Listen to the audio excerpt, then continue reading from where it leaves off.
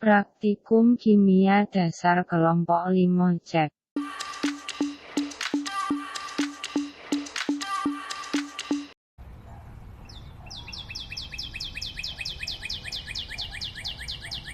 Assalamualaikum warahmatullahi wabarakatuh.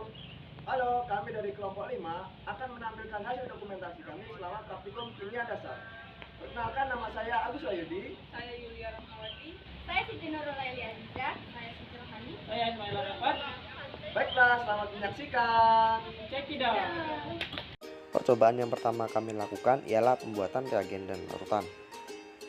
Sebelum memasuki tata cara pembuatan reagen dan larutan, alangkah baiknya kita mengetahui tentang pengertian reagen dan larutan. Larutan adalah campuran homogen dari dua atau lebih zat. Air alam seperti air laut, air sumur, air sungai, dan air ledeng.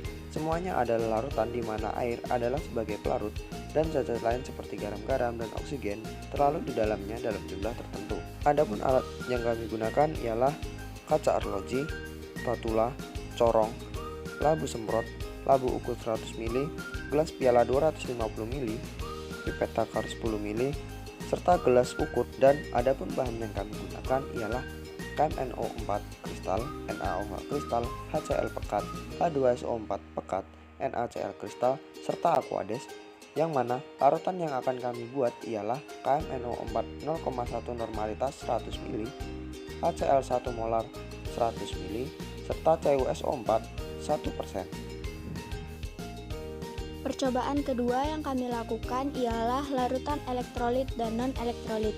Sebelum memasuki prosedur kerja, larutan elektrolit dan non-elektrolit, alangkah baiknya kita mengetahui pengertian dari larutan elektrolit dan non-elektrolit.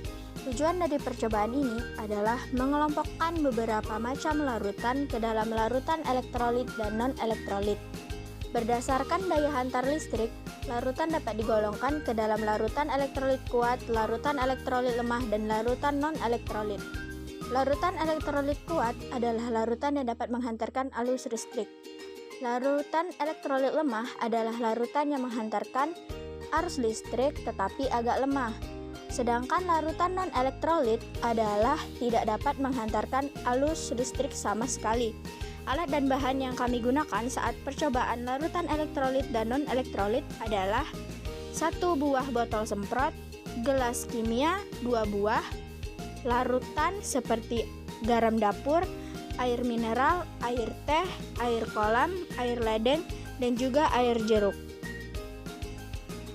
Percobaan ketiga, bahan materi melalui reaksi kimia. Sebelum melaksanakan praktikum, terlebih dahulu memahami apa itu tujuan percobaannya. Tujuannya untuk memahami apa itu materi dan bagaimana perubahannya dalam reaksi kimia. Materi adalah segala sesuatu yang menempati ruang dan mempunyai massa. Perubahan kimia adalah perubahan kualitas yang khas dari suatu materi yang menyebabkan materi itu berubah. Yaitu alat dan bahan yang diperlukan, yakni 3 tabung reaksi, rak tabung, spatula, bunsen, penjepit tabung, kristal iridium, larutan Ki 0,1 m, dan air. Percobaan keempat, stokiometri. Konsep mol, kekekalan massa, perbandingan tetap, dan rumus empiris. Sebelum melakukan percobaan, terlebih dahulu praktikkan mengetahui tujuan percobaan. Tujuannya untuk menentukan perbandingan mol zat yang bereaksi sesuai dengan Gauss, untuk mengetahui bahwa reaksi-reaksi kimia tidak menyebabkan perubahan massa, agar dapat membedakan antara unsur, senyawa, dan campuran serta dapat menyebutkan hukum Gauss. Adapun yang dimaksud dengan konsep mol dan ketetapan Avogadro, mol adalah suatu yang digunakan untuk zat dalam reaksi kimia. Sedangkan hukum kekekalan massa bunyinya di mana hukum kekekalan massa di mana jumlah massa zat sebelum reaksi sama dengan jumlah massa zat setelah reaksi. Rumus empiris. Rumus empiris adalah rumus perbandingan mol atau unsur-unsur dalam senyawa. Adapun alat dan bahan yang digunakan pada konsep mol yakni tabung reaksi, rak tabung, gelas ukur, penggaris, larutan timbal 2 nitrat, larutan kalium iodida. Cobaan kelima itu tentang termokimia. Tujuan percobaan. Percobaan ini bertujuan untuk mengetahui gejala-gejala terjadinya reaksi kimia. Pengertian materi. Materi adalah segala sesuatu yang mempunyai massa dan menempati ruang. Reaksi yang ada terjadi pada termokimia ada dua, reaksi eksoterm dan endoterm. Reaksi eksoterm adalah perubahan kimia yang disertai pengeluaran energi. Contohnya itu, energi yang dilepaskan dari pembakaran kendaraan bermotor. Reaksi endoterm adalah perubahan kimia yang disertai penyerapan energi. Contohnya, reaksi kimia antara air dengan karbon dioksida menghasilkan glukosa dalam butiran-butiran hijau daun. Selanjutnya, alat dan bahan pada percobaan termokimia. Yang pertama, tabung reaksi, penjepit tabung, larutan kalium dikromat, larutan NaOH, termometer, larutan asam klorida, larutan timbal 2 nitrat, larutan kalium iodida, dan batu pualam atau CaCO3.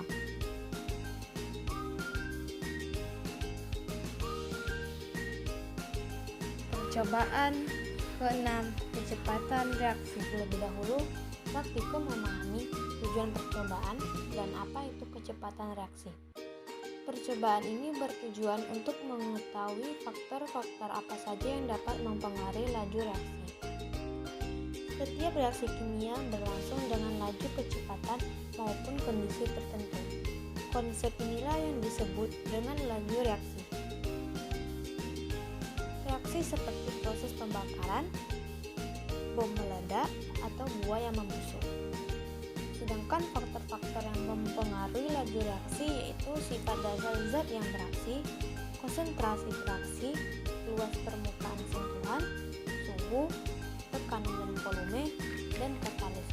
Adapun alat dan bahan yang dipergunakan untuk kecepatan reaksi yakni balon, labu Erlenmeyer 100 ml, batang gelas kimia 10 ml, lumpang, dan aluk, butiran seng, larutan asam klorida, dan stopwatch, kalium iodida, merkuri iodida. Percobaan ketujuh yang kami lakukan ialah keseimbangan kimia. Sebelum memasuki ke prosedur kerja, alangkah baiknya kita mengetahui pengertian dari keseimbangan kimia.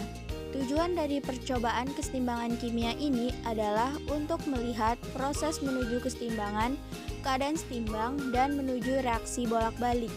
Pada reaksi kimia, apabila jumlah partikel zat yang bereaksi dalam satuan waktu sama dengan jumlah zat yang berbentuk kembali, keadaan ini disebut sistem dalam keadaan seimbang. Dalam keadaan seimbang tidak terjadi perubahan makroskopis, tetapi perubahan terjadi secara mikroskopis, dan keadaan seimbang ini disebut keseimbangan dinamis. Terdapat dua jenis reaksi, yaitu reaksi satu arah, irreversible, dan reaksi bolak-balik atau reversible. Ciri-ciri dari reaksi satu arah yaitu reaksi ditulis dengan satu arah anak panah, reaksi berlangsung tuntas. Sedangkan ciri-ciri dari reaksi bolak-balik adalah reaksi ditulis dengan dua anak panah yang berlawanan. Reaksi berlangsung dua arah yaitu dari zat reaktan dan dari zat produk. Adapun alat dan bahan yang kami lakukan saat percobaan keseimbangan kimia ini adalah 2 buah gelas ukur, 3 buah tabung reaksi, 1 buah pipet diameter, zat pewarna, larutan PbNO3 0,1 m, larutan H2SO4 2 m dan 0,1 m, larutan H2SO4 1 m, larutan Ki 0,5 m, larutan K2CrO4 0,5 m, larutan KOH 3 m, larutan CuSO4 0,1 m, dan larutan NaOH 0,1 m. Percobaan 8 tentang koloid. Tujuan percobaan koloid. Untuk melihat sifat-sifat koloid dan cara pembuatan koloid. Pengertian sistem koloid merupakan suatu campuran yang keadaannya berada di antara suspensi dan larutan sejati. Contoh sistem koloid adalah air kanji yang sangat encer. Pengertian suspensi. Suspensi yaitu campuran heterogen yang terdiri atas partikel-partikel kecil padat dalam suatu cairan yang apabila dibiarkan akan mengendap. Contohnya ada larutan tanah liat dengan air. Pengertian larutan merupakan campuran homogen. Contohnya adalah larutan garam dapur yang dilarutkan dalam air.